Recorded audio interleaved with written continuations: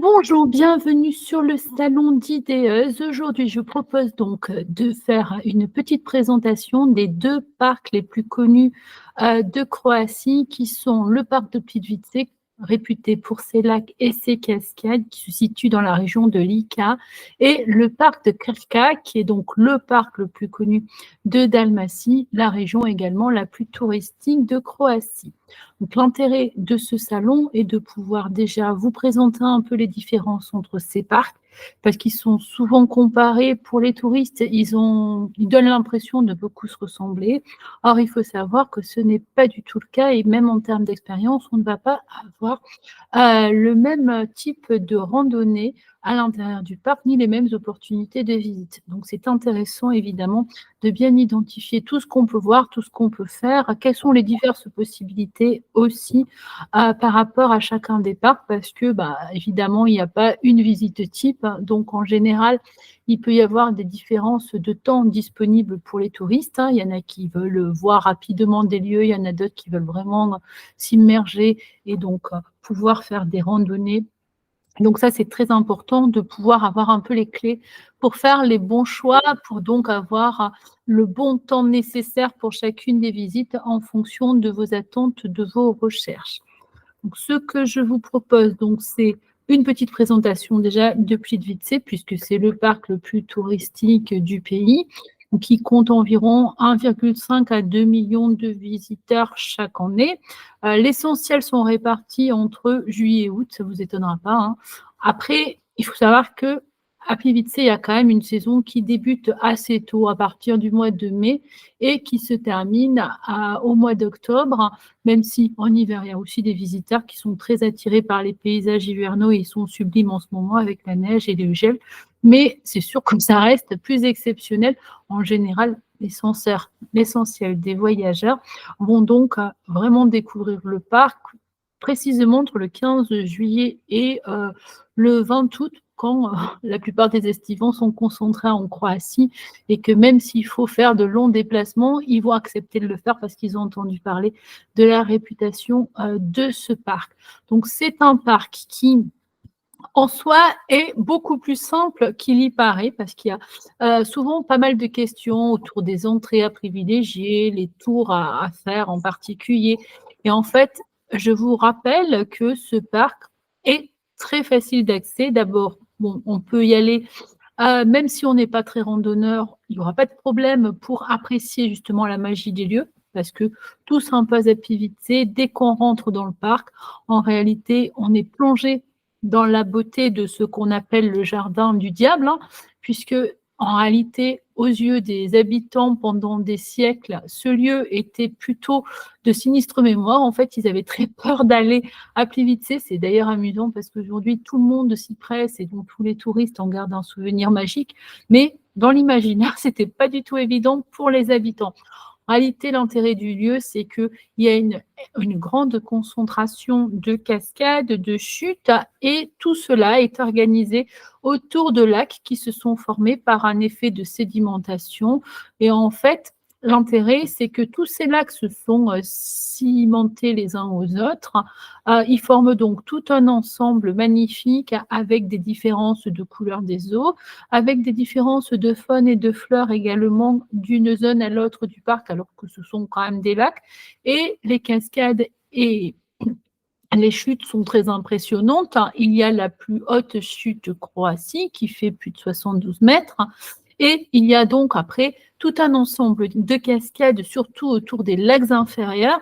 Et c'est pour ça que pour les touristes pressés, les lacs inférieurs vont souvent rester la seule zone qu'on va visiter. Alors c'est tout à fait regrettable parce que vous avez intérêt à découvrir déjà l'ensemble des lacs, il y en a 16, et ensuite il faudrait, si vous le pouvez, si vous en avez envie ou si vous en avez le courage, parce que ça suppose quand même un effort un peu plus sportif, essayez aussi d'apprécier les forêts, puisque tout ce système en fait est organisé autour de forêts qui sont différentes d'une zone à l'autre du parc. Et donc le charme, c'est de passer des zones très touristiques autour des cascades à ces balades en forêt où on va pouvoir être au contact de la nature, des petits animaux, la faune et la flore également qui est complètement différente avec beaucoup de bruyères, de champignons, enfin tout ce que vous pouvez trouver en forêt. Les arbres également qui ont, des tonalités différentes et qui vont donc créer des systèmes d'ombre et lumière très agréables et si vous êtes un bon marcheur, rien ne vaut de choisir le parcours K parce que K1 ou K2 répondront à vraiment la volonté d'avoir un aperçu le plus complet possible de la zone ouverte du parc national de Pivitsé. Alors, je fais la précision parce que le parc est très grand, mais en réalité, il n'y a que 1% de la zone du parc national qui est ouverte au public. Il y a des possibilités de faire des treks, des randonnées très poussées dans le parc de Pivitsé hors de cette zone-là, mais ce qui est donc accessible dans le parc de Pivitsé, c'est 1% de la zone et donc ils ont créé plusieurs circuits. Alors il faut savoir aussi que quand vous regardez sur le site ou quand vous regardez les articles d'Ideos par exemple, on va vous donner des lettres avant tout pour que vous puissiez vous représenter les circuits qui sont proposés en général aux touristes. Il n'y a pas des chemins ou des guidages qui vont vous permettre d'identifier exactement si vous êtes sur le bon ou le mauvais chemin. C'est surtout à titre indicatif pour bien représenter les zones dans lesquelles vous vous rendez et bon, le temps moyen qui est nécessaire. Bien sûr, ça peut varier en fonction du rythme de chacun, de la fréquentation du parc, mais en général, c'est plutôt bien calculé. Puis ça prend en compte évidemment le temps de s'émerveiller, de pouvoir prendre des photos. Donc, c'est plutôt évalué à la hausse qu'à la baisse. Le temps donc pour le circuit K par exemple, il est de 5 à 6 heures. C'est un circuit de 20 kilomètres dont la particularité donc est de vous permettre de faire le tour de l'ensemble des lacs inférieurs et supérieurs et de vous amener assez profondément dans les forêts pour bien prendre conscience de ce que sont ces forêts. Donc là, le charme de ce circuit, c'est bien sûr sa variété et le fait qu'on va quitter les zones touristiques parce que, si certains en effet redoutent toujours d'aller à Pivitsé à cause du grand nombre de touristes, il faut se dire que les touristes se sont concentrés vraiment dans certaines zones du parc, notamment le canyon des lacs inférieurs, la grande chute évidemment puisque ce sont les lieux très instagrammables et ensuite dans le circuit des lacs inférieurs en particulier, parce que c'est là qu'il y a les autres chutes un peu spectaculaires. Les lacs supérieurs sont beaucoup plus confidentiels. Certes, bon, il y a quand même pas mal de voyageurs qui décident de faire les circuits sur l'ensemble des lacs, mais parfois, ils vont rebrousser chemin parce qu'ils estiment qu'ils ont vu suffisamment les lacs. Ils n'ont pas envie spécialement de faire le tour complet. Donc, les lacs supérieurs sont beaucoup plus tranquilles.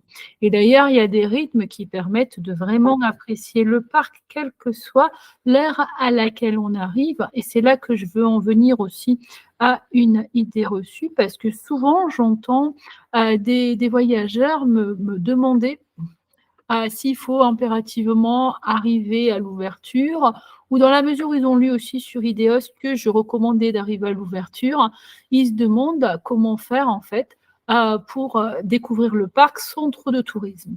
Alors, je rappelle que le conseil général d'arriver à l'ouverture, il est valable surtout pour la période entre mi-juillet et mi-août. Ça ne signifie pas en fait qu'il faille impérativement arriver à l'ouverture, mais quand on ne veut pas évidemment subir un rythme important de touristes, c'est la meilleure solution puisque le parc a sa première ouverture à partir de 7 heures. Ça signifie qu'il y a environ 500 personnes qui vont rentrer. Forcément, si vous êtes les premiers, vous aurez vu les lieux stratégiques avant tout le monde. C'est beaucoup plus simple quand même d'être à 250 puisque c'est 250 par entrée. Donc, c'est normalement plus fluide parce que vous-même, vous allez découvrir le parc en premier. Si vous arrivez à 8 heures, là aussi, normalement, ça reste très raisonnable. À partir de 10-11 heures, et surtout 11 heures, vous vous doutez bien que tous les touristes qui viennent d'assez loin débarquent et que ceux qui sont rentrés même tôt ne sont pas nécessairement sortis. C'est pour ça qu'il peut y avoir plus d'affluence. Maintenant, il n'y a pas d'obligation à arriver vraiment à l'ouverture et même quand on arrive alors que les autres arrivent aussi, selon la façon dont vous allez découvrir le parc, vous allez pouvoir avoir une organisation assez agréable de la visite. Aujourd'hui, en fait, il est important de savoir que le parc de Pivitsé a organisé les entrées des visiteurs pour fluidifier et pour empêcher justement tout ce qui était encombrement, même embouteillage, parfois des queues pas possibles parce que c'était très long d'arriver à prendre les bateaux pour traverser le lac principal des lacs inférieurs. C'était aussi très long de rentrer dans le parc puisque tout le monde arrivait parfois entre 9h, 10h et 11h midi. Et à ce moment-là, quand il y a 2000, 3000 personnes qui débarquent en même temps, ça fait des queues pas possibles. Donc, pour éviter tout ça, le parc aujourd'hui a imposé une réservation du billet 3 jours à l'avance en haute saison et 1 à 2 jours en moyenne saison. En basse saison, il n'y a pas besoin de réserver. Il faut savoir que cette organisation, il est important de la respecter, même si ça vous semble problématique, parce que vous allez quand même pouvoir justement permettre les meilleures conditions pour tout le monde, en acceptant de choisir une entrée et une heure d'arrivée, et en la respectant, bien sûr, vous allez pouvoir mieux organiser aussi votre visite. Et si tout le monde joue le jeu, forcément, tout le monde va s'y retrouver et apprécier mieux ses balades et il y aura moins d'embouteillages. La basse saison, en fait, c'est entre le mois d'octobre, enfin novembre exactement, et le mois de mars. La moyenne saison, c'est avril, mai, et ensuite, c'est le mois d'octobre. Donc, la haute saison commence à partir du 1er juin et se termine le 30 septembre. Voilà, donc en haute saison, on doit avoir réservé en ligne son billet.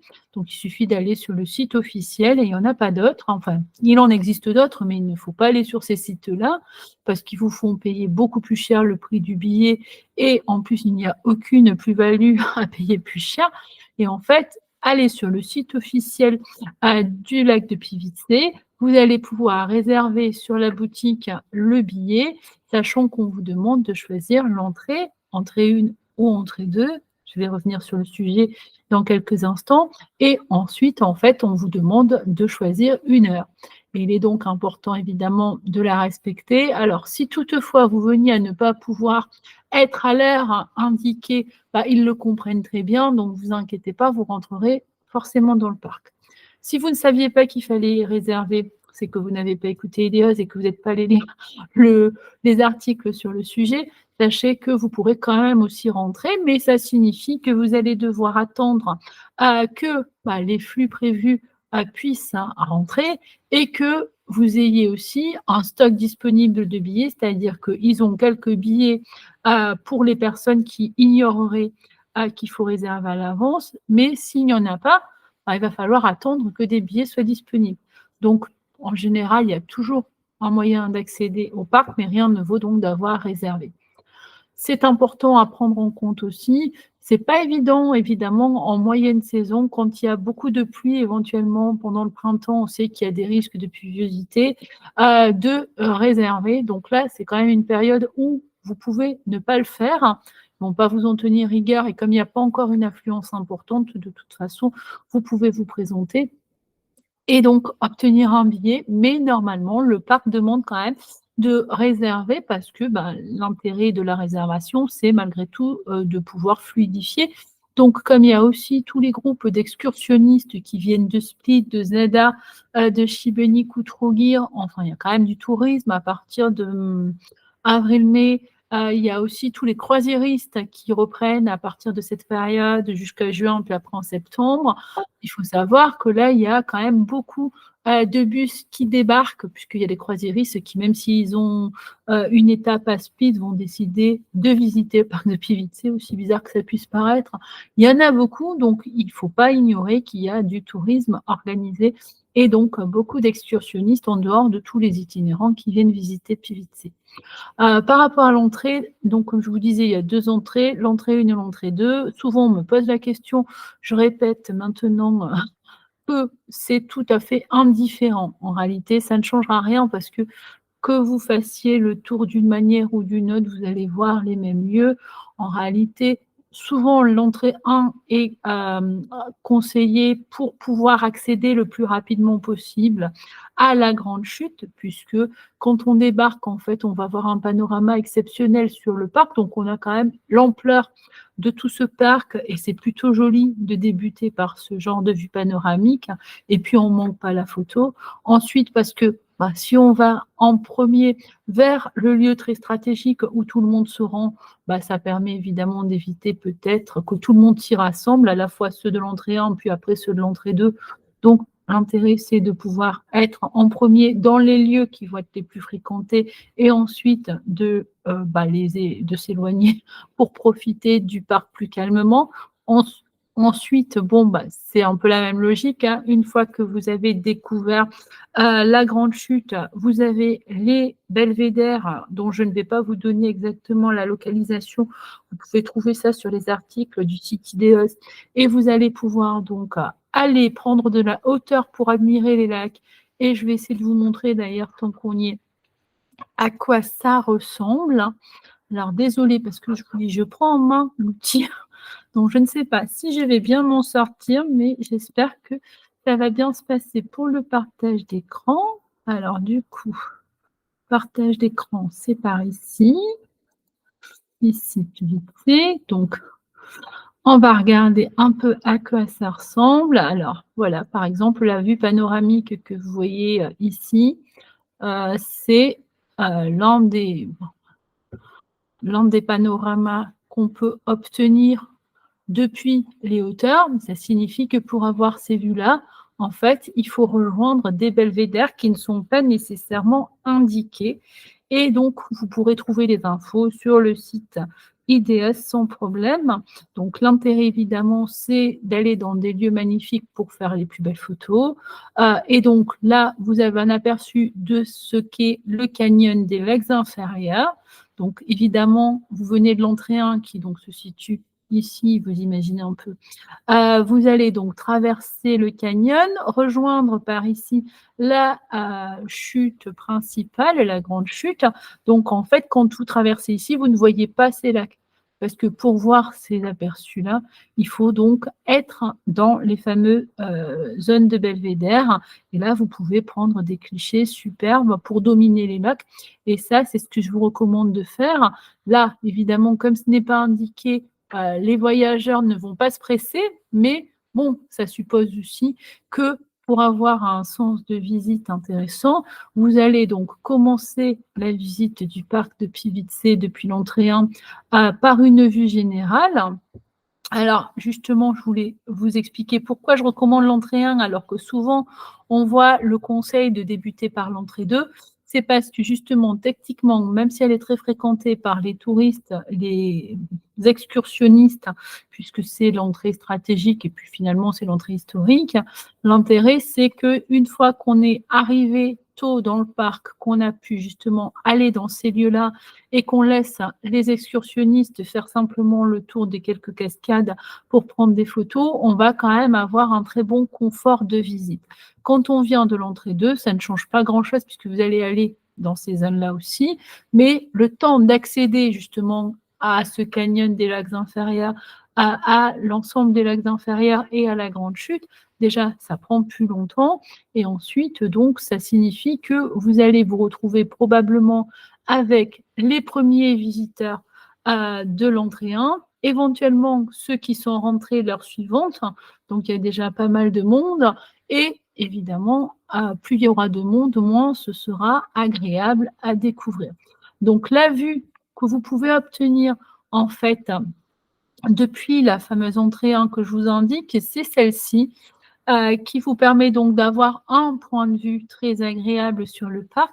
Et en réalité, quand on utilise l'entrée 2 et qu'on oublie de prendre de la hauteur à nouveau et de rejoindre la billetterie de l'entrée 1, on va rater ce panorama. Et c'est quand même très dommage. Parce que quand on a choisi l'entrée 2, souvent on ignore cette petite subtilité et du coup on manque un panorama qui mérite quand même le coup d'œil. Je pense que vous êtes d'accord avec moi.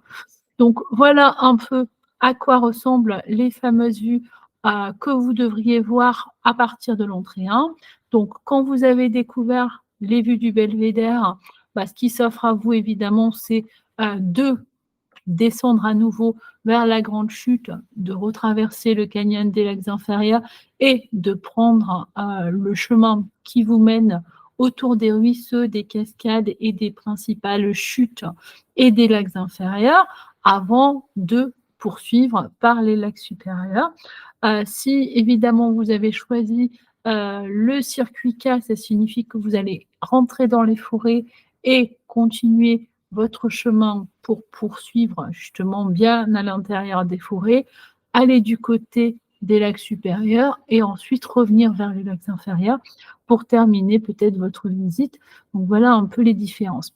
Les parcours, en réalité, ce qu'il faut savoir, c'est la durée que vous acceptez de passer dans le pas et le nombre de kilomètres que vous allez faire, parce que ça va de 3 à 4 kilomètres pour les sentiers autour des lacs inférieurs, ce qui est quand même très peu, et donc ça prend 2-3 heures en prenant vraiment beaucoup, beaucoup son temps. Et si évidemment vous êtes beaucoup plus motivé, et c'est ce que je souhaite, et puis si vous êtes à la PIVITC, c'est quand même aussi pour ça, à moins d'avoir une mobilité très réduite, vous devriez pouvoir justement profiter du parc au maximum. Donc ça signifie que normalement, vous allez faire le tour des lacs inférieurs et supérieurs. On est donc autour de 8 km et demi à 10 km quand on inclut aussi le départ depuis le parking. Et à ce moment-là, vous allez pouvoir profiter sur ces 8 km et demi, 10 km d'une visite qui dure en général 4 heures à 5 heures. Si vous voulez pique-niquer dans le parc, c'est possible sans problème. Vous allez donc pouvoir pique-niquer dans la zone qui a été aménagée autour du lac central, qui est là aussi où vous trouvez les snacks, vous trouvez les postes pipi. Donc, c'est la zone stratégique. Et souvent, d'ailleurs, quand on a découvert les lacs inférieurs, soit on va s'engager dans les lacs supérieurs, puis comme on a terminé un peu la visite, on va pique-niquer avant de quitter le parc. Mais d'une certaine manière, il faut prévoir environ 4 heures à 5 heures si vous voulez vraiment prendre votre temps, profiter des lieux parce que vous avez payé 40 € en haute saison pour aller à Plitvice. Donc, quand même, vu le prix du billet, on a envie sûrement de rester le plus longtemps possible, mais 4 heures, c'est le temps en général moyen que passent les voyageurs. Et ensuite, donc, si vous avez choisi le circuit K, ce sera 5 à 6 heures. Donc, je vais vous montrer simplement les divers circuits dont je vous ai parlé, sachant que vous retrouvez toutes les infos sur le site officiel. Vous trouverez aussi les infos sur mon site, puisque j'essaie d'expliquer un peu les différences qu'il y a entre les circuits. Et donc, je vous parlais des circuits intermédiaires qui sont en général les plus choisis par les voyageurs, parce que qu'on soit un touriste pressé ou qu'on soit un voyageur motivé, mais quand même qui a conscience de ses limites, 10 km, c'est déjà pas mal. Donc, il faut aimer marcher, hein.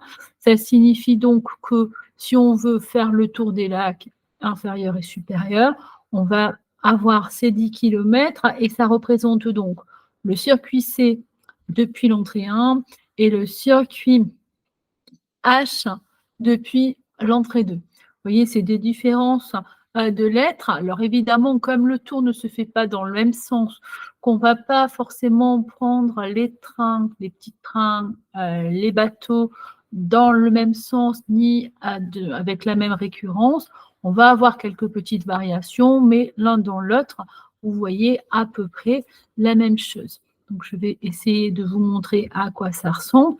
Donc ici, c'est le circuit C, sachant que donc vous allez rentrer ici à la billetterie, vous allez aller sur le panorama que je vous ai montré précédemment, vous allez donc commencer à aller vers la grande chute donc, qui est ici, découvrir les lacs inférieurs dont je vous ai parlé avec toutes leurs attractions ici. Ensuite, donc, vous allez rejoindre le lac central que vous avez là et vous allez entamer le tour des lacs supérieurs avec à peu près tous les lacs dont vous allez pouvoir la variété de couleurs et d'environnement, certains étant à l'ombre, d'être à la lumière, certains ayant des eaux translucides et d'autres vraiment complètement opaques. C'est ce qui rend aussi le parc si magnifique parce qu'il y a plein de camaïeux de bleu, de vert qui se mélangent. Donc là, on est dans tout cet environnement. Ensuite, évidemment, vous revenez pour retrouver le lac central. Pour rejoindre l'entrée 1, c'est très simple, vous allez prendre un bateau électrique qui traverse ce grand lac, donc qui s'appelle Coziac, et vous allez simplement retourner ici à l'entrée 1. Donc c'est un tour qui est très très complet et très sympa. Vous avez également ici la possibilité de prendre un bateau pour une traversée plus courte. Le circuit H, donc, qui est souvent utilisé par les voyageurs parce qu'ils ont vu sur les guides comme Routard et tout que c'était le bon compromis. Vous voyez, les différences sont quand même très, très mineures hein, parce qu'on fait à peu près le même tour. La seule différence, c'est qu'évidemment, quand vous entrez ici à l'entrée 2, il y a environ 2,5 km entre les entrées. Quand vous êtes à travers le parc, en prenant cette entrée ici pour rejoindre, vous voyez, les lacs inférieurs et la grande chute, forcément, ça prend plus de temps. Alors que quand vous arrivez par l'entrée 1, vous êtes immédiatement, c'est pour ça que moi, aujourd'hui, je prends le parti de rester sur l'entrée 1 pour justement avoir les meilleures conditions, surtout quand on a débuté très tôt.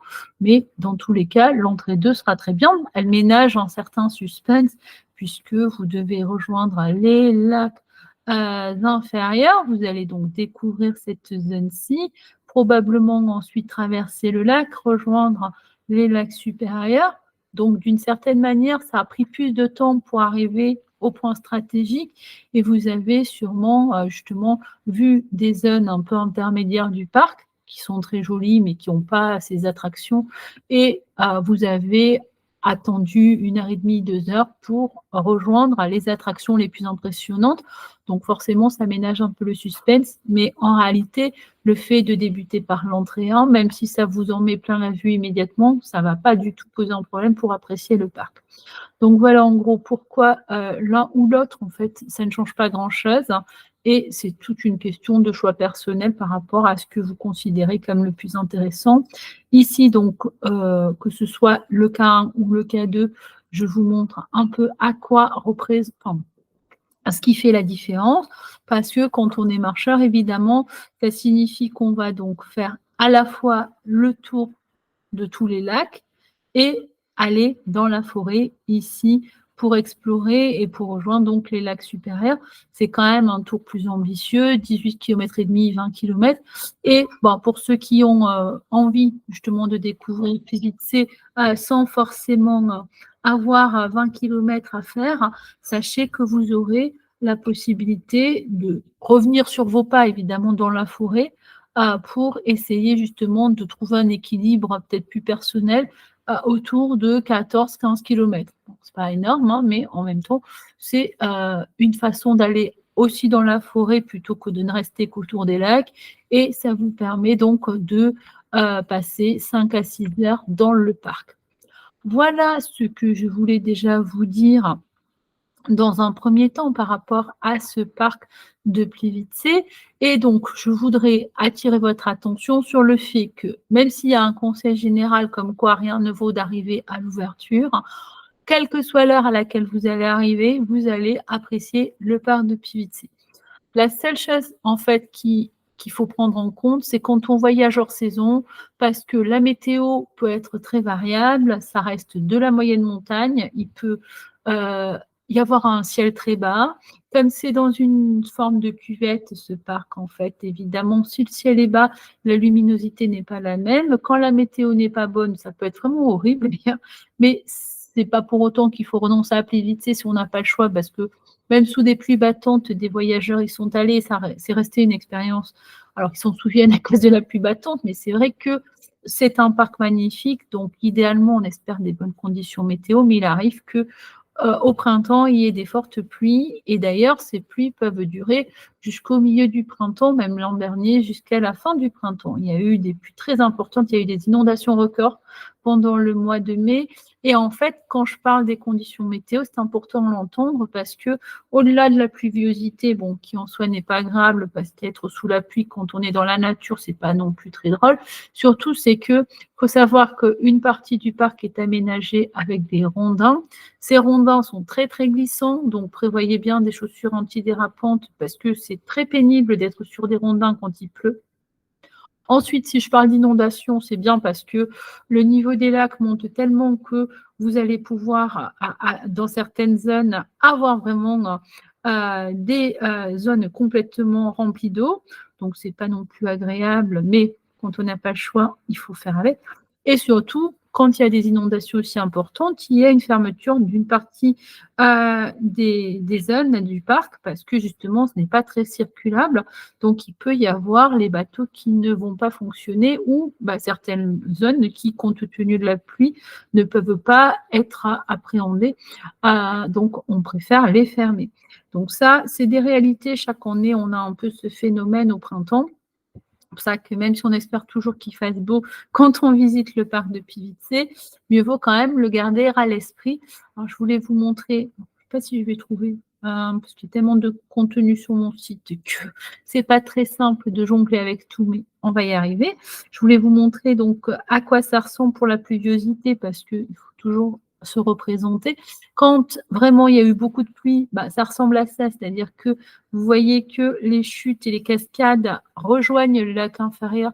Donc, évidemment, en fait, c'est dangereux et ça peut être fermé, ce qui empêche d'aller évidemment à la grande chute.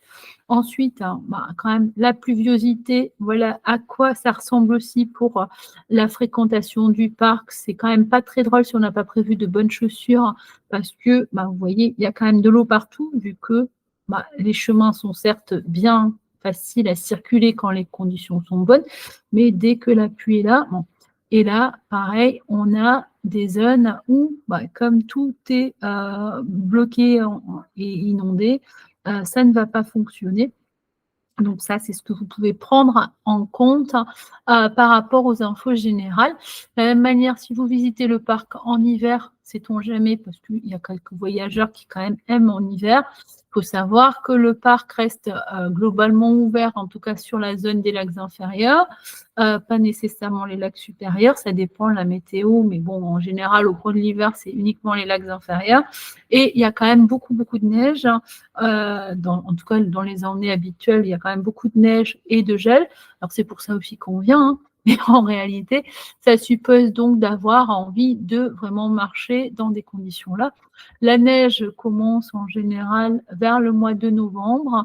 Ça peut être vraiment début novembre dans les années où la neige débute tôt.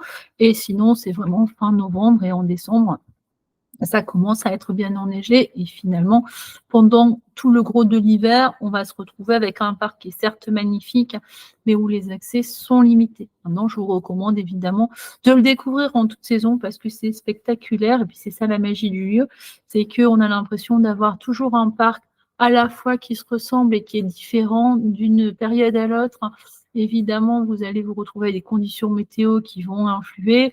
En fonction du ciel, vous allez pouvoir avoir plus ou moins de luminosité, avoir des super photos. C'est ça l'intérêt. Quand on voyage hors saison, privilégiez le matin. Pourquoi? Parce que justement, en arrivant tôt, vous allez avoir les meilleures conditions de luminosité, même quand la météo n'est pas très bonne. Parce qu'après, le ciel va devenir de plus en plus bas. Il y a des zones du parc qui vont être sombres et c'est quand même moins agréable. Voilà, en gros, ce que je voulais vous dire pour le parc de Pivitsé, sachant que j'espère que j'ai un peu fait le tour de l'ensemble des questions qu'on pose souvent.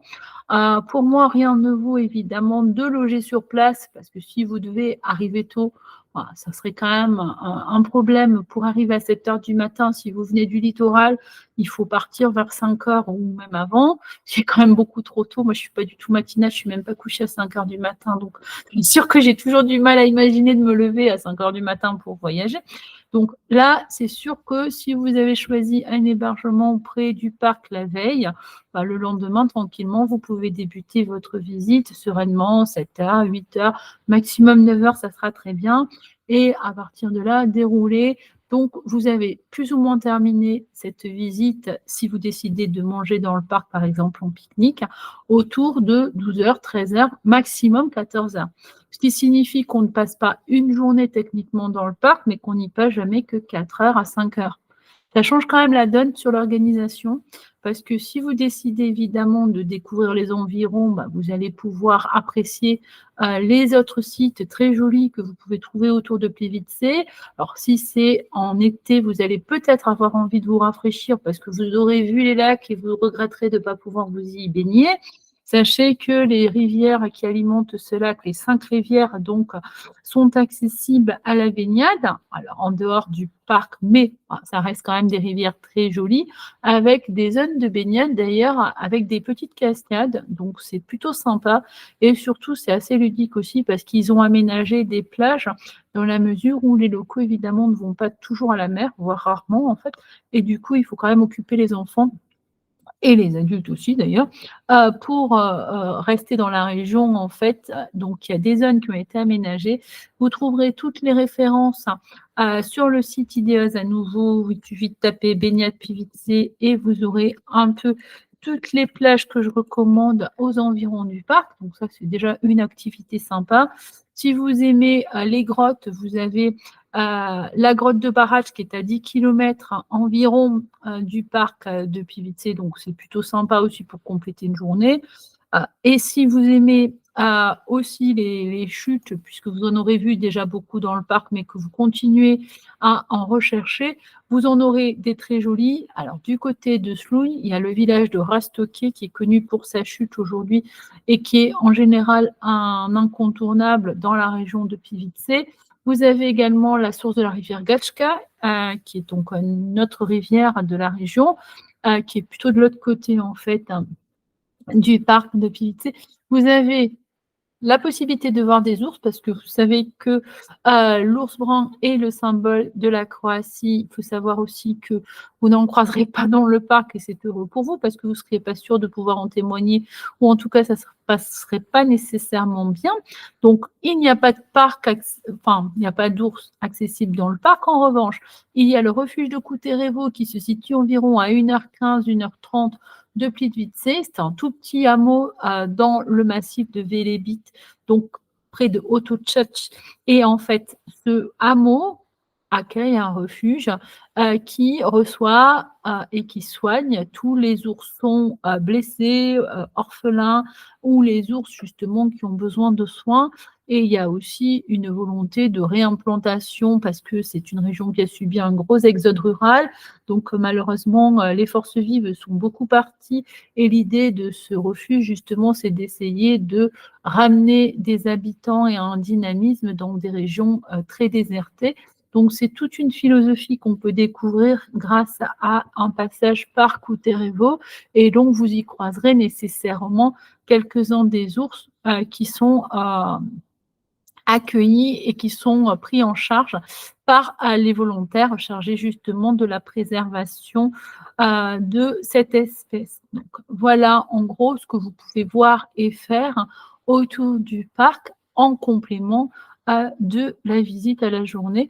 Donc ça peut être très sympa et si donc vous quittez Plivice après avoir simplement vu le parc, bah, rien ne vous empêchera de rejoindre dans un temps raisonnable la zone de Zadar pour retrouver le littoral et pour évidemment profiter d'un coucher de soleil du côté des algues marines qui sont très réputées et donc voir ce qu'on considère comme le plus beau coucher de soleil de Croatie. Sachez que même si certains le pensent, tous les couchers de soleil en Croatie seront magnifiques sur l'Adriatique. En tout cas, ils devraient vous laisser des souvenirs très émouvants.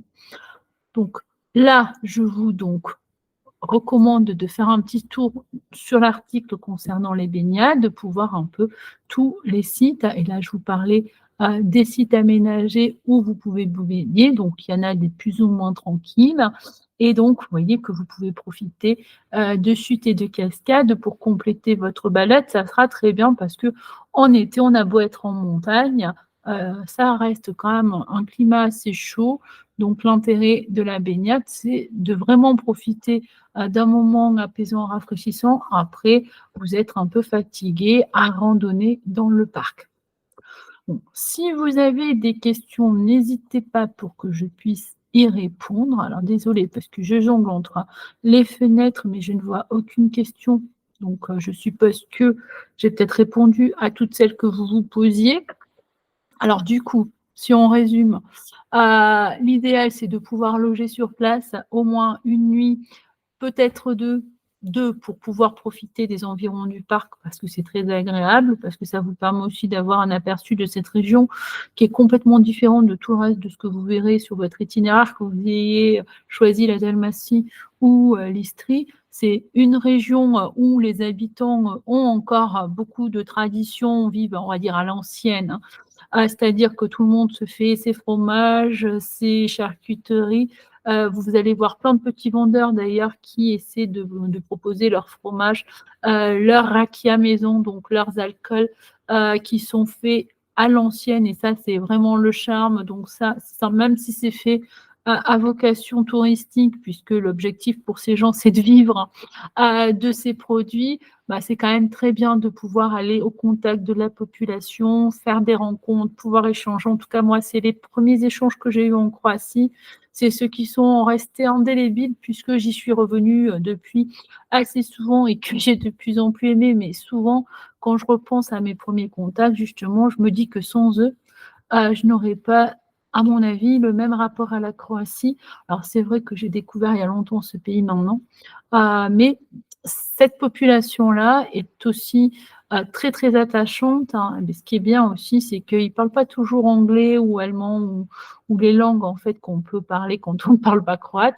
Et en même temps, ça a un charme fou de pouvoir échanger avec ces personnes qui sont souvent des personnes âgées, donc qui vivent quand même et survivent de leur potager, des légumes et des fromages ou des alcools qu'ils produisent. Donc, je vous conseille bien sûr de prendre un peu le temps de faire ce genre d'expérience. Donc, si vous devez loger du côté de Plivice, bon, j'ai fait plusieurs articles pour justement recommander les hébergements qui, pour moi, me semblent les plus intéressants. Il y en a quand même un sur lequel je reviens souvent et qui me semble exceptionnel à plus d'un titre, c'est parce qu'en fait, c'est une expérience justement de la région de l'ICA.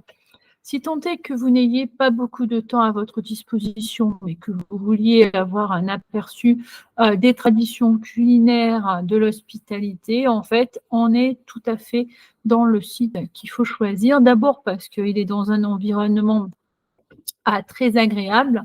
C'est la vallée de Korenica, qui est l'une des 2 villes proches du parc. Alors, ce sont des villes qui n'ont aucun intérêt touristique, hein.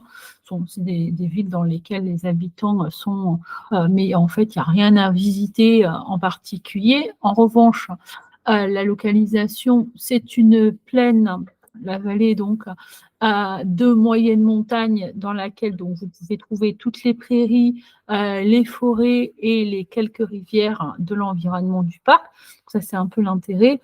Ensuite, bon, ça, c'est le chalet artisanal. Le premier, en fait, chalet, puisque maintenant, le complexe s'est agrandi et qui a eu une montée en gamme avec une pension 4 étoiles avec piscine. Mais ce qui est très agréable dans ce lieu, c'est que justement, on a à la fois la possibilité de faire une belle rencontre, d'être dans un lieu très chaleureux et convivial, de se détendre facilement puisque la piscine permet de profiter au beau jour d'une baignade également. Les balades dans les prairies, à cheval également si vous aimez et dans les forêts seront parfaites pour compléter votre expérience. Et puis, vous pouvez aller à la table du restaurant. Alors aujourd'hui, c'est devenu un restaurant. Avant, c'était une toute petite auberge dans le chalet originel. Mais dans tous les cas, la philosophie n'a pas changé. Les recettes de la propriétaire initiale qui est partie en retraite après de longues années de travail, et c'est bien mérité, a transmis tous ses secrets de cuisine à un jeune cuisinier qui est vraiment très doué et qui vous permettra de découvrir un peu toutes les spécialités de la région. Alors, c'est une région pauvre, on ne va pas se le cacher, il y a très peu de choses et que c'est une région attachée aussi à utiliser les produits de la terre. Donc, même s'il y a peu de produits, justement, vous allez retrouver des plats typiques, c'est-à-dire qu'on va chercher les champignons dans les forêts, les fruits rouges à la belle saison qui vont servir d'agrément pour les desserts, par exemple. Les champignons, voilà, pour les soupes aux champignons qui sont exquises et également pour tout ce qui est accompagnement. Le gibier, puisque c'est une région de montagne, on va à la chasse, donc voilà. Évidemment, si vous êtes réfractaire à ça, ça ne vous parlera pas, mais en réalité, ce qui est bien, c'est de pouvoir découvrir justement les plats de gibier qui sont chassés par Branco, qui, malgré sa retraite, continue à justement alimenter en viande. Et puis, il y a toutes les viandes qui sont élevées donc sur place ou dans les environs, dans les fermes environnantes. Donc tout ça, ça fait vraiment partie du charme. Donc là, je ne sais pas pourquoi j'ai stagné et que j'ai arrêté de vous montrer un peu à quoi ressemble ce lieu. Et voilà un peu pourquoi j'en parle autant, parce que je trouve que ça représente bien le type d'expérience qu'il faut faire. Alors là, ça marche pas. Donc je vais essayer de vous montrer un peu à quoi ressemble la pension à Ursula, puisque bon, le chalet s'appelle Merslingrad. Et donc, si vous avez décidé d'aller dans le chalet ou dans la pension nouvelle, voilà l'environnement, hein. Comprenez que c'est très agréable de pouvoir se balader tranquillement après la visite du parc, comme ça vous êtes un peu en immersion.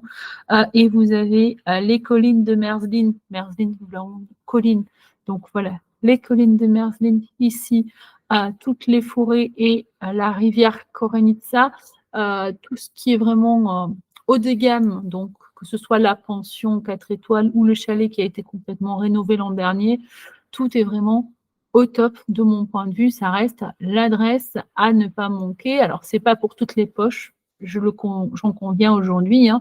Il y a eu une montée en gamme qui entraîne aussi une montée des prix, mais ça reste vraiment l'expérience à ne pas manquer. Voilà en gros ce que je souhaitais vous dire par rapport au parc de Pivitzé, par rapport au site donc, que je vous recommande. Et bien sûr, si vous avez envie de découvrir et que vous n'avez peut-être pas la poche pour vous offrir ce genre d'adresse, vous trouverez d'autres adresses très intéressantes sur la page que je vous indique en ce moment.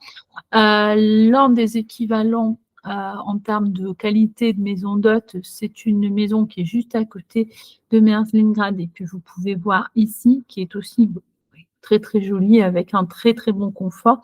Et toutes les adresses que j'ai recommandées ici sont vraiment très qualitatives, sachant que la pension à Lipevlad est celle que je recommande en priorité, d'abord parce que c'est l'un de mes amis qui la tient, parce que c'est une personne très disponible et sympathique qui vous donnera donc une très bonne expérience, parce que c'est impeccable et que les chambres sont fonctionnelles et qu'il y a tout ce qu'il faut. Et si vous avez des enfants, vous apprécierez aussi l'aire de jeu et l'air aménagé pour pouvoir se détendre. Donc, c'est plutôt sympa et c'est tout près de l'entrée 1.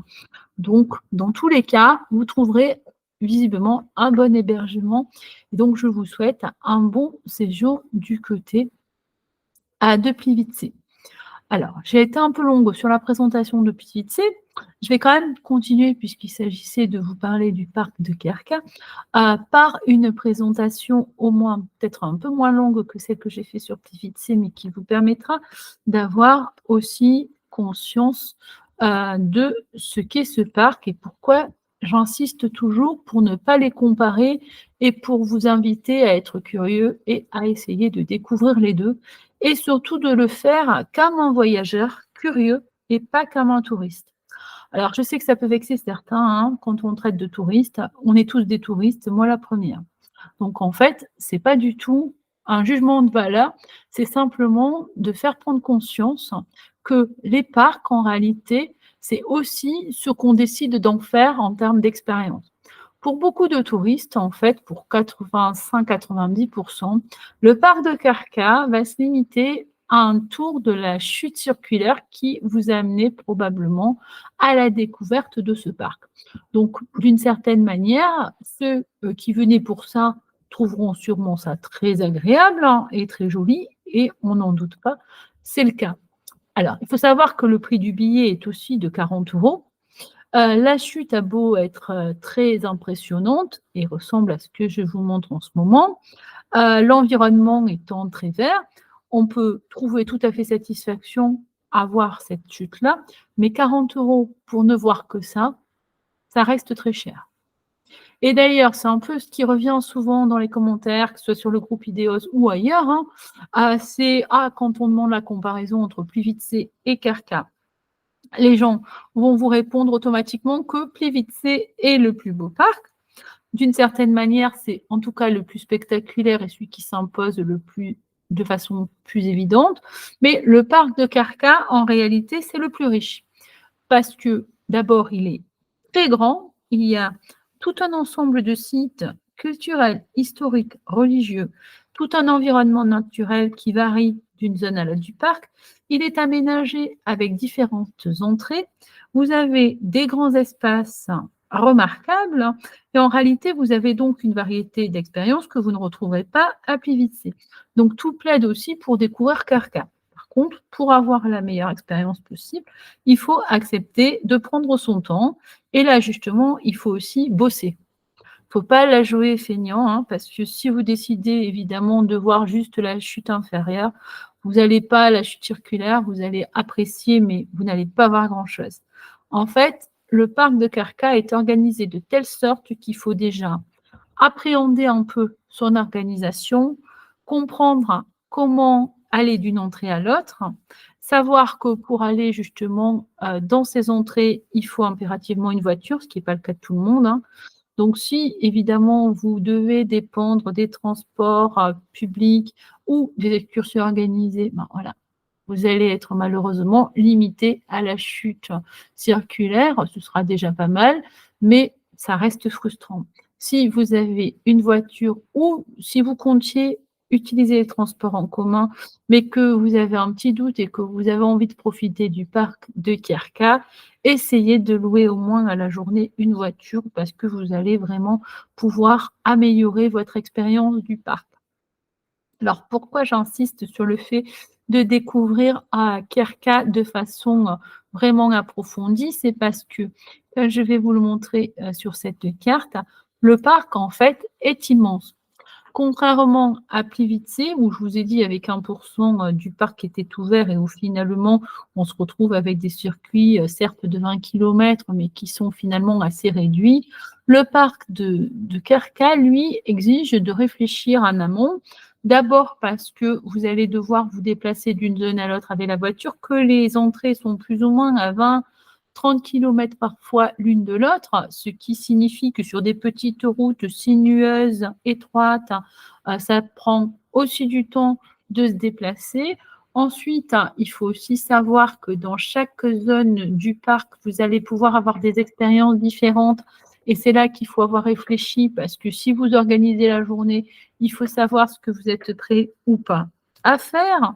Et à ce moment-là, évidemment, quand vous avez répondu à chacune des questions, normalement, votre visite va s'organiser.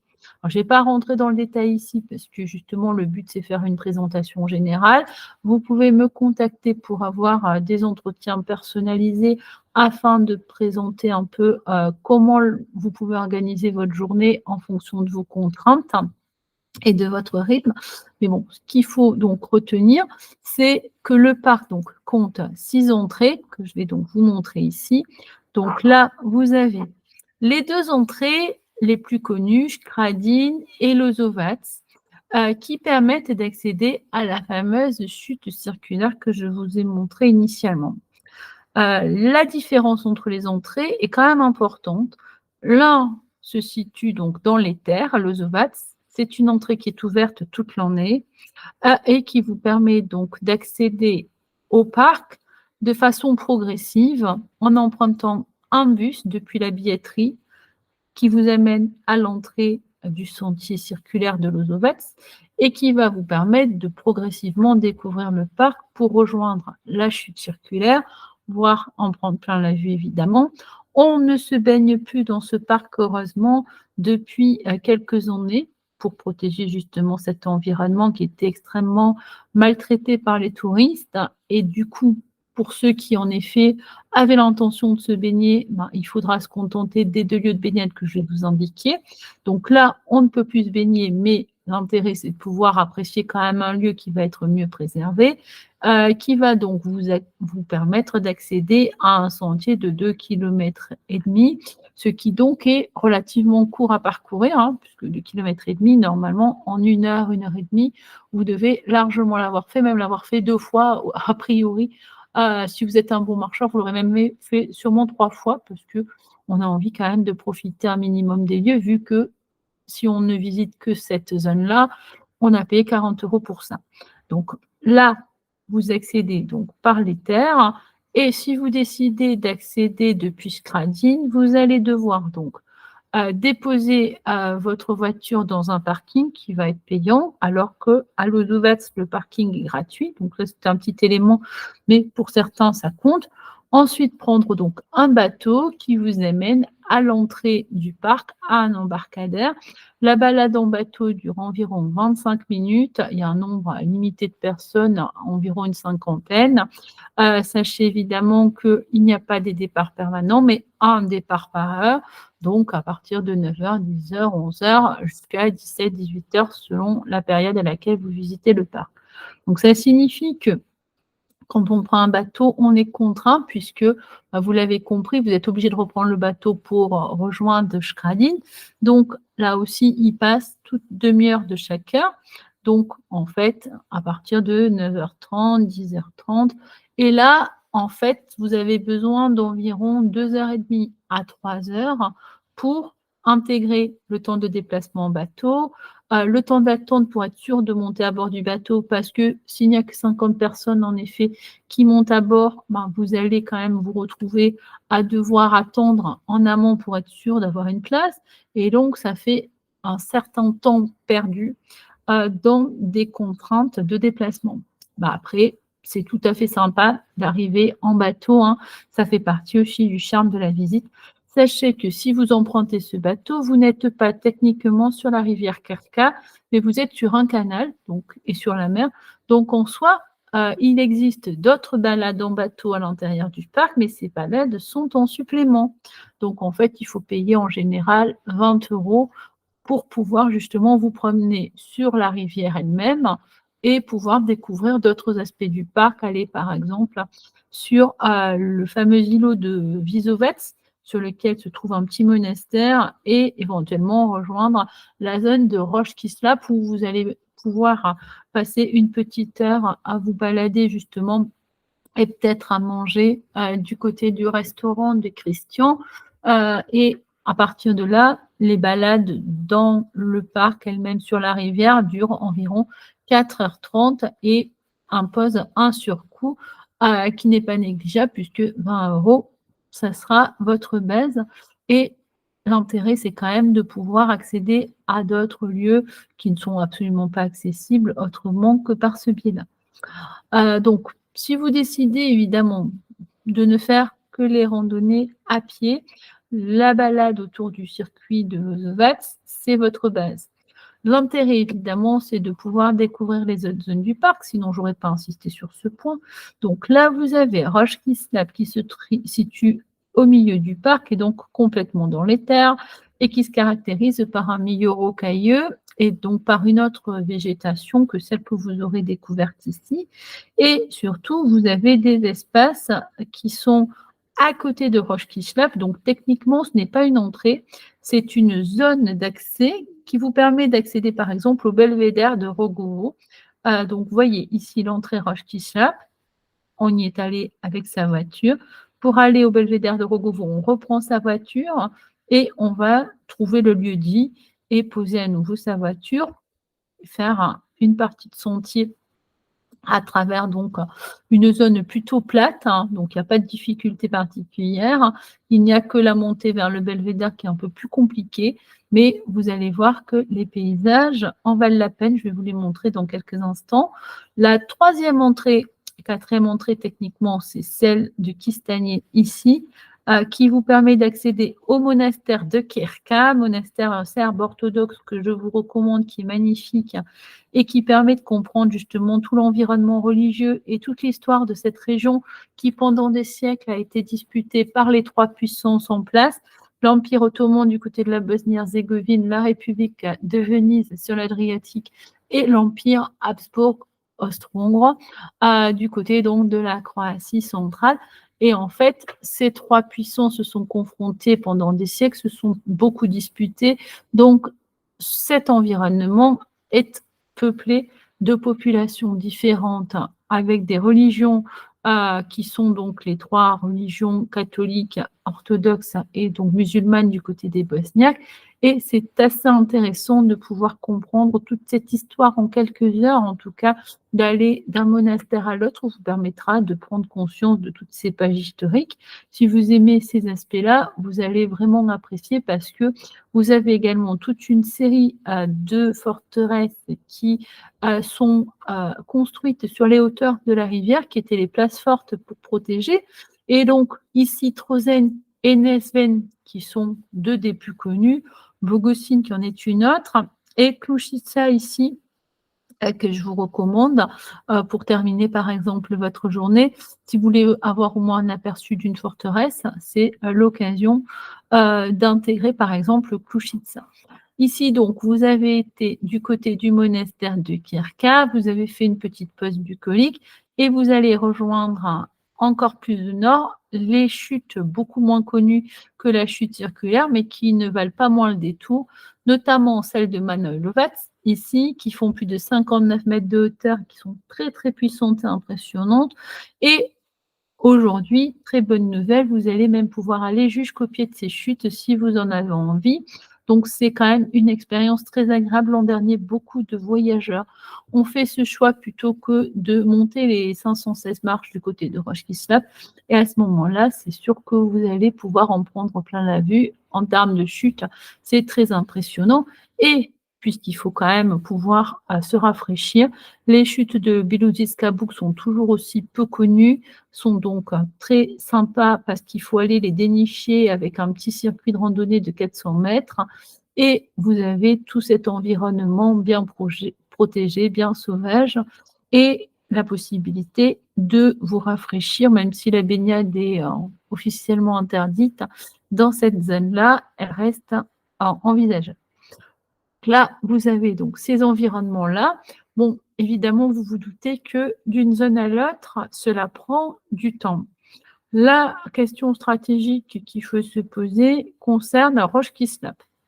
Je vous ai parlé déjà de l'entrée de Skradin et de Lozovac en vous donnant à peu près les évaluations, 1h30, 2 heures depuis Lozovac, 3 heures, c'est plutôt plus confortable de partir sur une base de 3 heures depuis Skradin. Ça signifie donc que vous devez vous interroger sur ce que vous souhaitez faire du côté de Roche-Kislap, parce que c'est là que les expériences sont les plus variées, en tout cas, vont vous soumettre à des choix qui n'ont rien à voir d'une balade à l'autre. L'intérêt de Roche-Kislap, en fait, il y en a trois.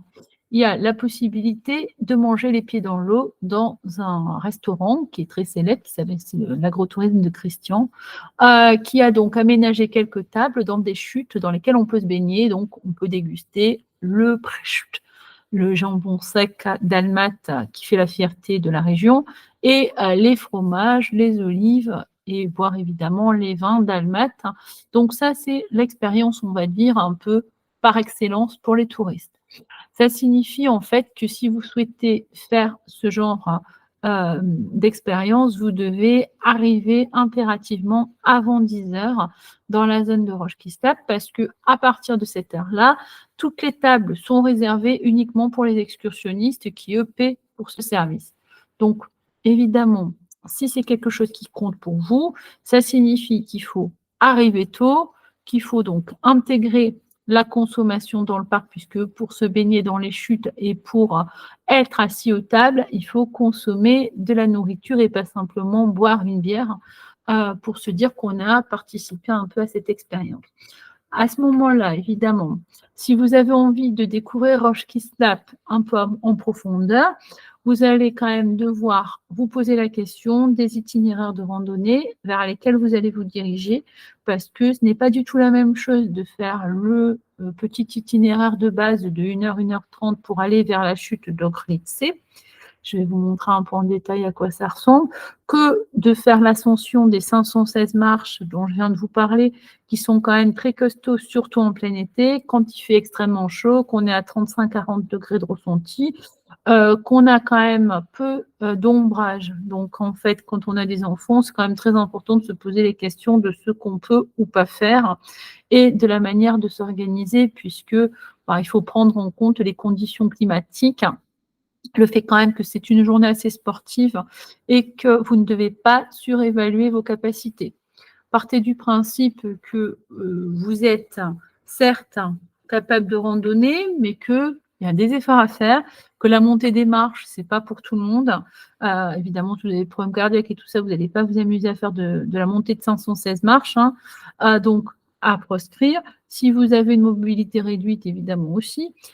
Par contre, si vous êtes curieux, si vous vous sentez de faire cette ascension-là, vous allez pouvoir avoir des super beaux points de vue. Il faut quand même environ 3 heures, voire plus, pour faire l'ensemble de ce secteur.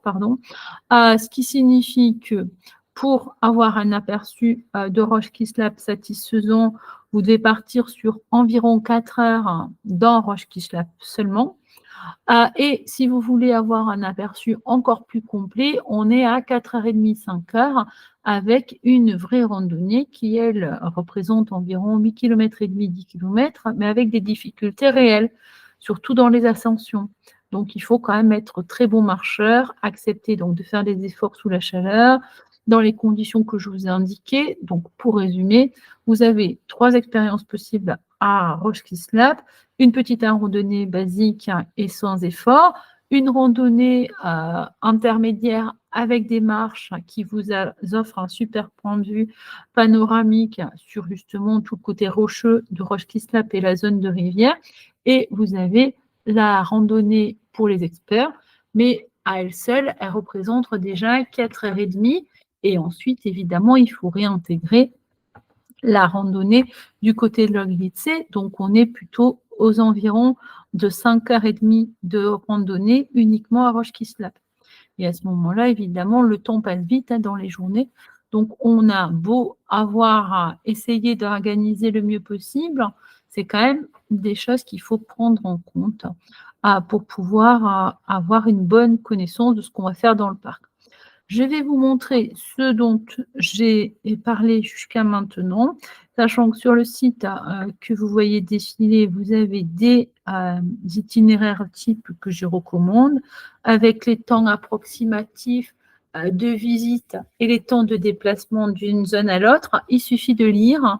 Alors, c'est peut-être pas clair toujours pour vous quand vous ne connaissez pas, c'est pour ça que je propose des salons personnalisés pour vous aider à prendre mieux conscience, mais normalement, si vous lisez attentivement, ça devrait quand même être un peu plus simple de comprendre ce que vous pouvez voir et les temps nécessaires. Donc, on va partir sur un principe un peu simple, c'est-à-dire que vous êtes un touriste qui a envie de voir un peu plus que la chute circulaire, mais qui ne veut pas faire d'efforts. C'est quand même la majorité d'entre vous. Ça signifie que vous avez ici un itinéraire qui vous permet donc d'avoir la visite des chutes circulaires, environ 2h, 2h30.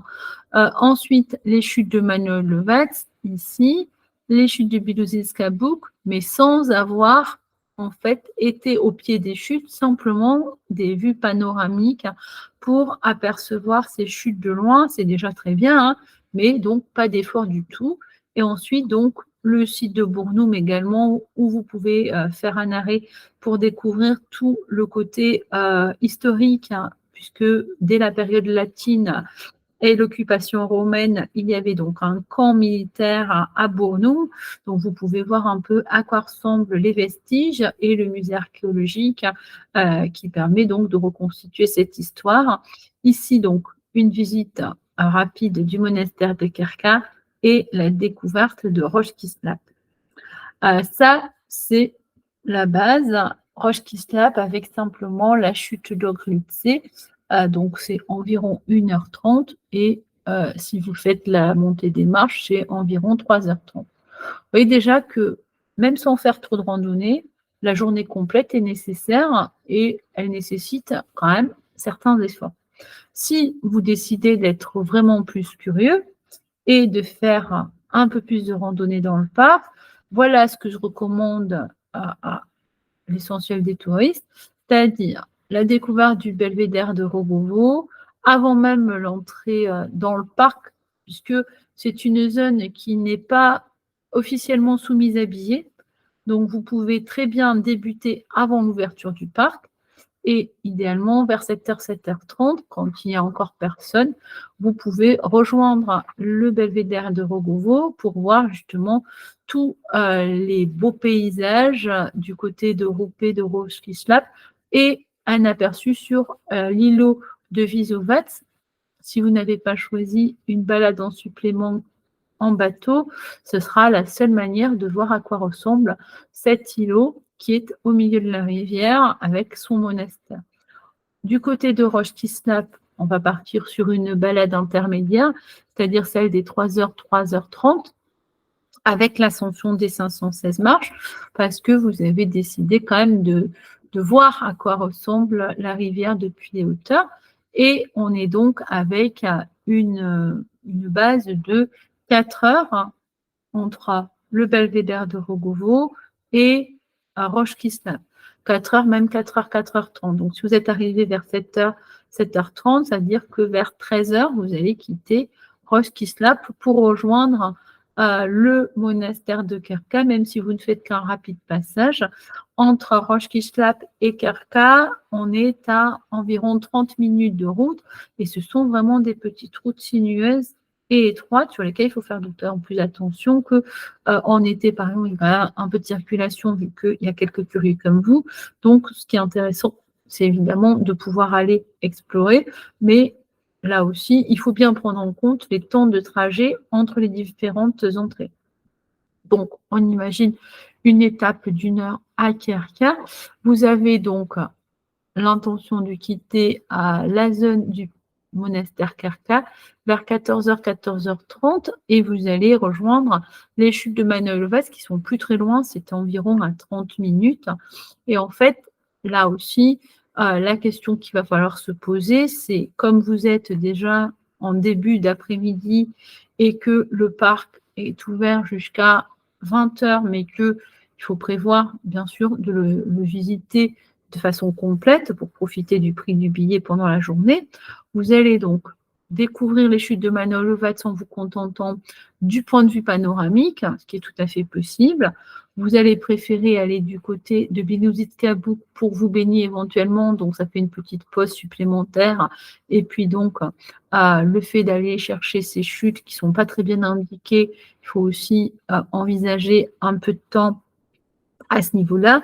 Et on est environ à 1h30, 2h du côté de la zone de Manojlovac, tout en sachant que si vous décidez d'aller au pied des chutes, il faut intégrer environ 2 heures. Alors, c'est 1h, 1h15 pour les bons marcheurs et 2 heures en prenant son temps parce que c'est toujours pareil, hein, quand on commence à peser la journée, que vous êtes déjà allé du côté de Roche Kislap, que vous êtes peut-être un peu fatigué, vous allez avoir un rythme un peu plus long.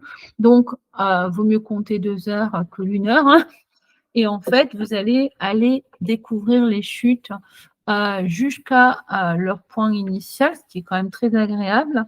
Ça peut être une alternative aux chutes, comme je vous l'ai dit tout à l'heure, parce que pour les voyageurs, justement, qui ont envie quand même d'avoir des bonnes sensations, mais qui se sentent un peu limités physiquement. La montée des chutes est très pénible, alors que le sentier de randonnée, même si sur la remontée, c'est un peu plus délicat, ça devrait le faire mieux. Donc voilà à quoi ça va ressembler. Je vais vous montrer donc les photos pour vous convaincre ou pas. C'est vous qui verrez ce que vous choisissez de voir ou de faire. Donc, comme je vous ai dit, vous avez tous les itinéraires qui vous sont communiqués avec l'organisation éventuelle de votre journée. Voilà donc à quoi ressemble ici la zone dans laquelle on se baigne les pieds dans l'eau à Roche Kisnap, dont la question à se poser, c'est est-ce que je veux ou pas manger dans ces chutes et me baigner. À ce moment-là, impérativement, on commence par Roche Kisnap et donc on est arrivé avant 10 heures. Est-ce que j'ai envie de découvrir les grands espaces? Les grands espaces ne sont pas nécessairement accessibles dans les entrées officielles du parc. Donc, on intègre le belvédère de Rogovo ici et on va pouvoir voir à quoi ressemble le bras de la rivière, tout l'environnement rocheux ici, le monastère que vous apercevez de loin et ici aussi. Vous voyez quand même que les photos sont magnifiques et ça devrait vous convaincre de faire cet effort-là. Du côté de Roche Kisnap, donc la boucle la plus basique, c'est les 2,5 km et donc ça prend environ 1h30 pour aller depuis l'entrée et les moulins à eau qui sont convertis à musée. Et vous allez donc pouvoir visiter ces moulins, découvrir un peu les objets, les vêtements, enfin tout ce qui était typique de la région dans les siècles anciens. Donc ce moulin se visite. Vous allez quitter cette zone des moulins pour emprunter donc un sentier de randonnée en quittant un peu l'entrée de Roche Kisnap et en la rejoignant. C'est pour ça que ça prend environ 2,5 km. Et vous pouvez voir ces chutes ici d'Ogrlitze. Voilà un peu les points de vue. Donc c'est quand même plus modeste que du côté de la chute circulaire, mais ça reste sympathique. Là, on a un aperçu de ce que sont les fameuses marches. Donc, vous me croirez sur parole, il y en a bien 516. Voilà donc à quoi ça ressemble. Et puis, comme je vous l'ai dit, la difficulté à en prendre en compte, c'est qu'il n'y a pas d'ombre. Donc, ça aussi, quand il fait très chaud, c'est la raison pour laquelle je recommande toujours de commencer par Roche Kisnap parce que c'est la région, enfin la zone la plus exposée en fait aux fortes températures. Donc là, comme on est à l'intérieur des terres, la chaleur est encore plus sèche, donc un peu plus éprouvante. Et on a quand même des ascensions, donc ça, on en prend plein la vue, il n'y a pas de doute. Ça mérite vraiment de faire l'effort. Voilà ce que vous pouvez découvrir.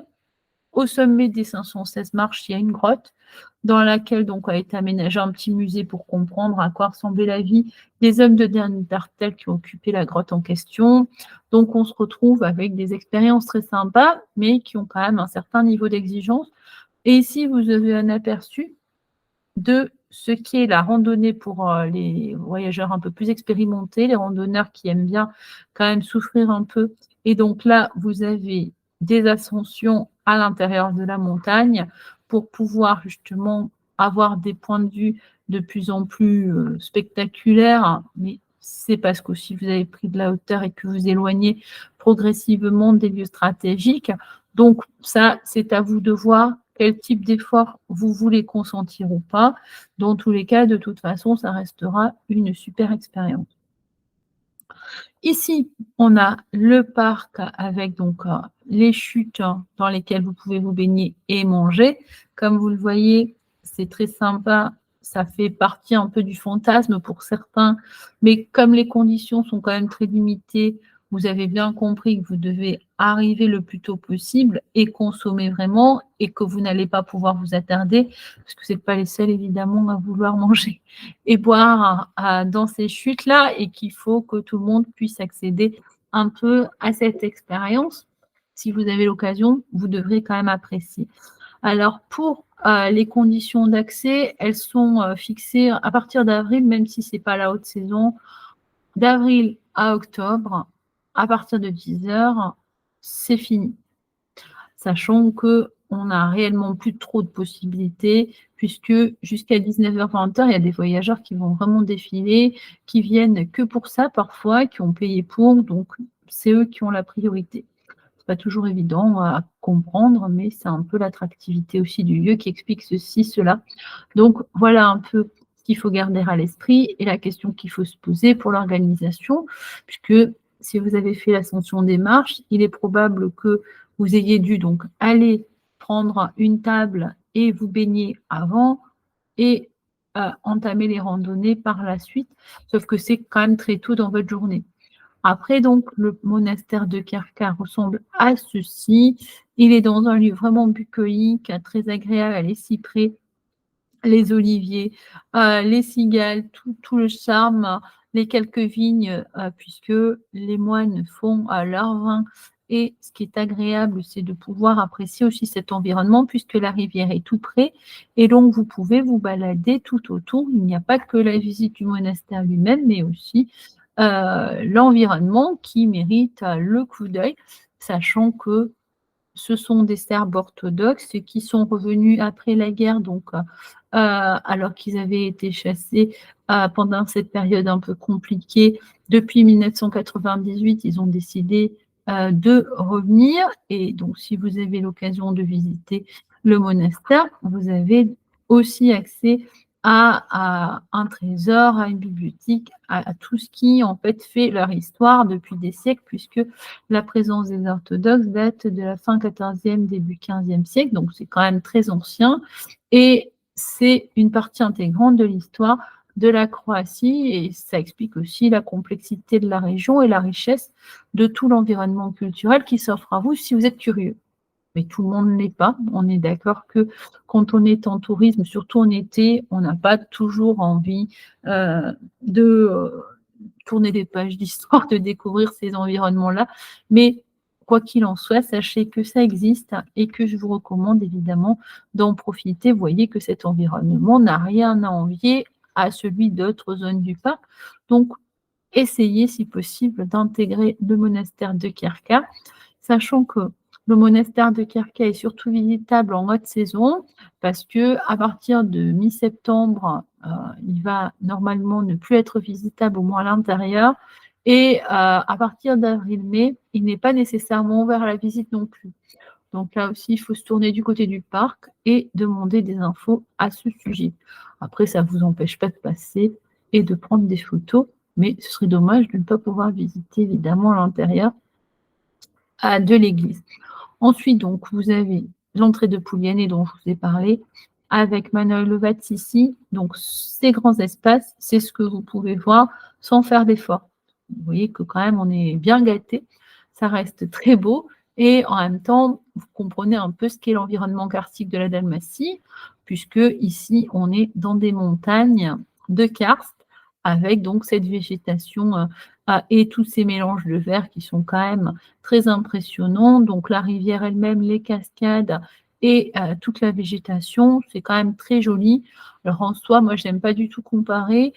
Quelque part, en fait, hein, le problème de la comparaison, c'est qu'on se base toujours sur des impressions personnelles, donc chacun va un peu donner son avis. Ces grands espaces sont quand même spectaculaires. Leur organisation est différente de Plivice. Plivice, c'est dans la moyenne montagne. Ici, on est certes en montagne, mais c'est quand même de la plaine essentiellement. La rivière, ce n'est pas la même chose que le système de lacs dont on a parlé précédemment. Donc, vous voyez que déjà, en soi, rien que les environnements ne se ressemblent pas. Et ce n'est pas parce qu'on a des cascades que finalement, tout est pareil. Loin de là. Donc là, vous avez un aperçu du sentier de randonnée qui vous amène jusqu'aux chutes dont je vous ai parlé de Manojlovac. Donc, vous pouvez évidemment vous contenter de la version paresseux, c'est-à-dire que vous avez posé votre voiture, vous avez fait quelques centaines de mètres pour rejoindre le belvédère et profiter des longues vues. Et c'est très bien, parce que vous avez quand même des très jolies vues. Et pour les plus courageux, vous avez donc le sentier de randonnée et l'accession au pied des chutes. Donc là aussi, à vous de voir, mais dans tous les cas, vous allez apprécier d'avoir fait l'effort d'aller dans cette zone. Ici, vous avez les chutes de Bilouzeskabuk qui sont moins connues, mais qui sont quand même assez puissantes avec plus de 22 mètres de hauteur.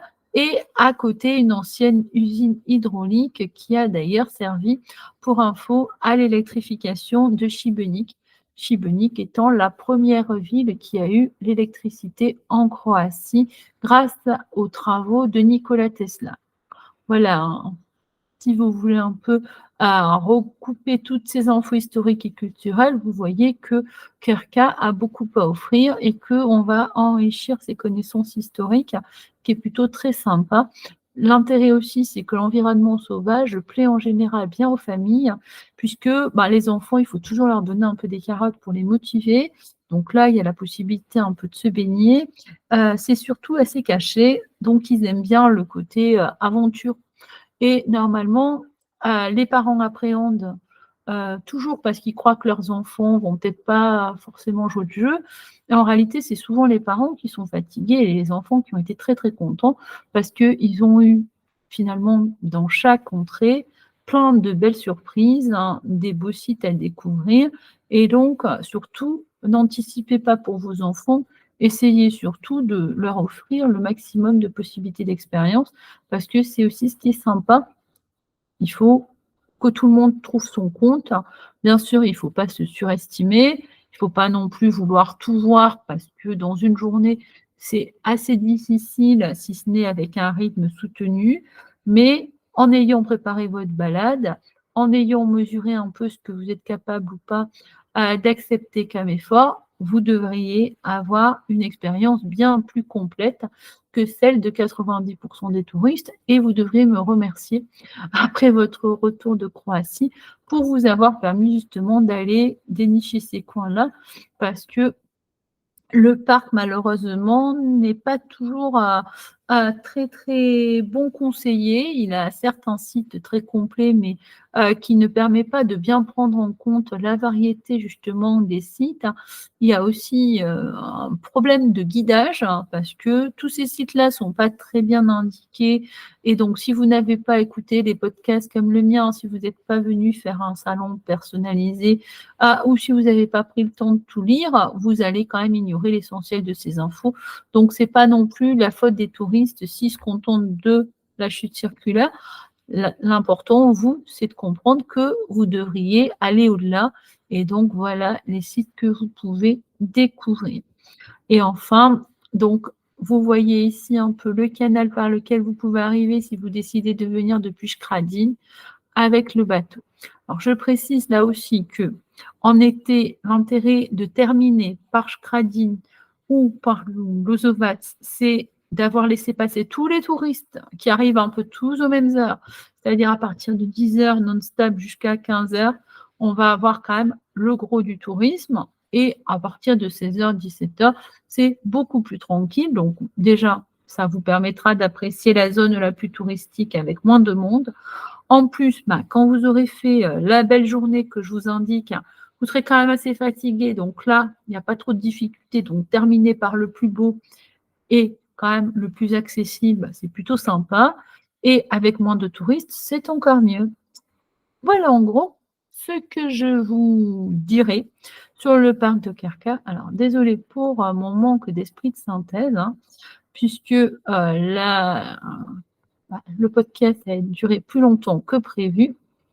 J'espère quand même que vous avez trouvé toutes les infos dont vous avez besoin pour identifier déjà ce que vous pouvez voir et faire et l'intérêt de découvrir de manière un peu plus approfondie chacun des sites et si possible de ne renoncer à aucun parce que justement, comme ils ne se ressemblent pas, ils vont vraiment vous offrir le maximum de beaux paysages et comme c'est quand même une demande assez fréquente de voir des beaux lieux, de faire des randonnées et que ce sont des randonnées assez accessibles du moment qu'on a pris conscience de chacune des difficultés, ça permet quand même d'en prendre plein la vue facilement.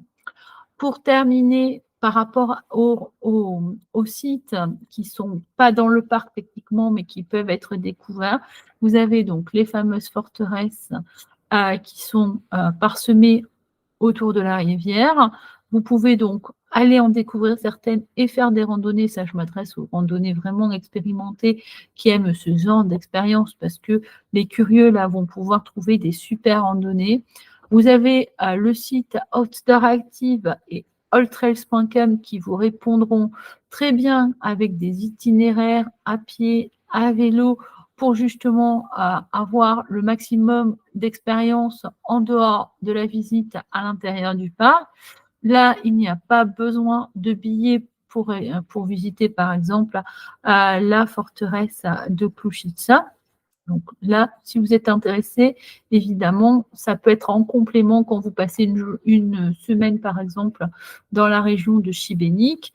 Une fois que vous aurez découvert le parc, mais que votre billet, évidemment, n'est plus valide, rien ne vous empêchera d'aller à la découverte ici du canyon de Šikola, l'un des affluents de la rivière, de voir un peu à quoi ressemble ce canyon avec l'une des tyroliennes de Croatie, qui est très sympa, hein. Pour les amateurs de sensations, ça peut être très agréable. Et donc, pour ceux qui, là, vont vraiment au cœur des choses, hein, ça arrive, hein. En tout cas, moi, j'en fais partie, j'aime beaucoup les sources de rivières. Vous avez la possibilité de découvrir la source de la rivière Karka, qui se situe à 5 km de la ville de Knin. Et à côté de la ville de Knin, vous avez également la chute Pečić ici, qui, bon, au printemps est très très riche, hein, parce qu'il y a eu toute la fonte des neiges et normalement la pluviosité qui l'a alimentée. En tout cas, en 2023, elle était superbe. En été, elle est un peu plus sèche, mais ça reste quand même une cascade assez impressionnante à découvrir. Voilà pour le tour d'horizon de Plivice et de Kerka. Je vous souhaite une bonne soirée. Je vous remercie d'être venus assister à ce podcast. Pour ceux qui auraient envie justement de participer et de découvrir, d'être un peu dans l'interaction, poser des questions, n'hésitez pas, une fois que je lancerai les rendez-vous, à rejoindre les salons. Rien ne vous oblige à écouter jusqu'à la fin. Je vais enregistrer les podcasts pour que vous puissiez tout voir, tout revoir, puisque vous n'avez jamais de la vie, vous aurez intégré tout ce que je vous ai expliqué là. Mais justement, l'intérêt, c'est de pouvoir apprendre les repères. Et si vous avez envie de poser des questions, n'hésitez pas à le faire. Rien ne vous y oblige, mais c'est toujours plus sympa de faire des salons pour des visiteurs un peu interactifs que de parler toute seule derrière un écran, même si je sais que certains d'entre vous vont écouter avec beaucoup d'attention et apprécieront les conseils. J'aime autant, en effet, partager un peu en direct avec vous plutôt que de me parler à moi-même. Voilà, merci pour votre confiance, pour votre attention et bravo pour votre curiosité. Et n'ayez pas peur de faire des choix audacieux. Vous verrez, vous serez très récompensé par les beaux paysages et les souvenirs que vous allez ramener. À bientôt pour de nouveaux salons.